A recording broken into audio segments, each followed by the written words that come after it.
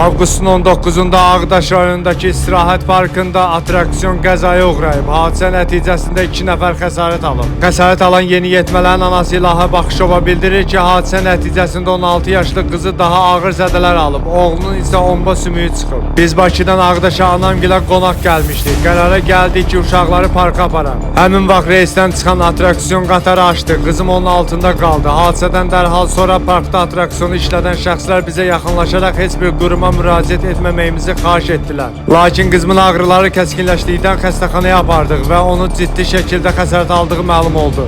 Atraksiyon sahibi isə bizə bildirdi ki, heç bir köməkçilik edə bilməyəcəklər. Əldə etdiyimiz məlumata görə vətəndaşın müraciəti əsasında sözü gedən məsələ ilə bağlı ərazi üzrə polis orqanında araşdırma aparılır. Sizi ilə mən Nüsrət Sakidoğlu, Press xəbər.